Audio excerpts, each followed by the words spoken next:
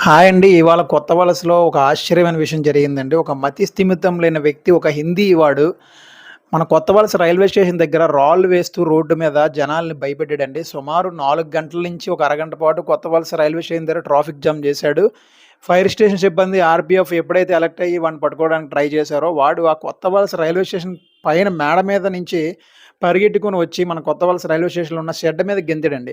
ఎప్పుడైతే షెడ్ మీద గెంతాడో పోలీసులందరూ కూడా షెడ్ దగ్గరికి వెళ్ళేసరికి, "మీరు నాకు దగ్గరకొస్తే నేను కరెంట్ వైర్‌కి ఐరన్ రాడ్ పెట్టేస్తాను, చనిపోతాను" అనే విధంగా వాళ్ళని హిందీలో బెదిరిస్తూ వాళ్ళని భయభ్రాంతులకు గురిచేసాడండి. సుమారు 2 గంటల పాటు ఈ ఇబ్బందనేది జరిగింది. అయితే ఎక్కడ ఆడు ఆ కరెంట్ వైర్‌ని పట్టేసుకుంటాడా, చనిపోతాడనే విషయం తెలుసుకున్న ఆర్‌పీఎఫ్ పోలీసులు, కొత్త వలస ఆర్‌పీఎఫ్ పోలీసులు వెంటనే మనకి వైజాగ్‌లో ఉన్న మెయిన్ స్టేషన్‌కి కాల్ చేసి చెప్పగా, మొత్తం బోత్ సైడ్స్ లైన్స్ అన్నీ కూడా మన విశాఖపట్నం రైల్వే స్టేషన్‌లో ఆపడం జరిగింది. ఆపిన విషయం తెలిసిన వెంటనే పోలీసులు అప్రమత్తమయ్యి తన దగ్గరికెళ్ళేసరికి, ఎక్కడైతే ఆ షెడ్ మీద ఉన్నాడో అక్కడి నుంచి పక్కనున్న రైల్వే బోగీ కిందనున్న బోగీ మీదకి గెంతాడండి. గెంతడంతో వెంటనే మళ్ళీ అందరూ కిందకొచ్చి వాడిని పట్టుకునే ప్రయత్నం చేశారు. చాలా సేపు కూడా పోలీసులకి, ఇటు ఫైర్ సిబ్బందికి, ఇటు రైల్వే ఆర్‌పీఎఫ్‌లకి చాలా ఇబ్బంది పెట్టాడు.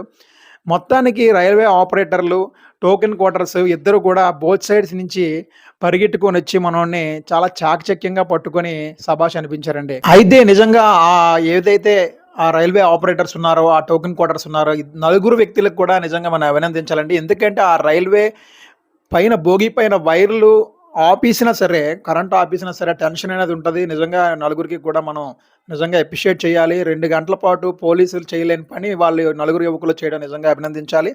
వెంటనే ఫైర్ సిబ్బంది జగదీష్ నిచ్చెన పైకి ఎక్కడం జరిగింది. ఎక్కగానే వెంటనే కూడా ఆ తాడుతో మనల్ని కట్టి కిందకి దించడం జరిగింది. దించిన తర్వాత వాడిని అదుపులో తీసుకోవడం జరిగింది. ఇంకా పూర్తి వివరాలు తెలియాల్సి ఉంది. చూస్తూనే ఉండండి ఎఫ్‌టీపీ న్యూస్.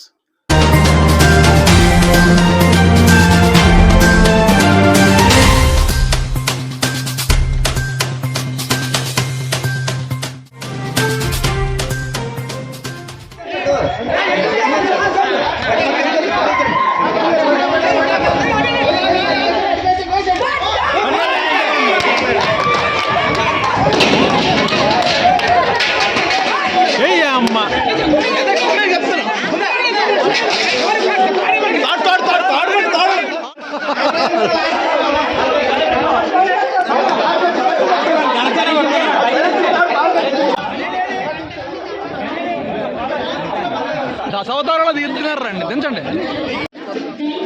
అరే సైలెండర్ మీరే ఏదో అడవ పందిని పడినాడు పెట్టారు.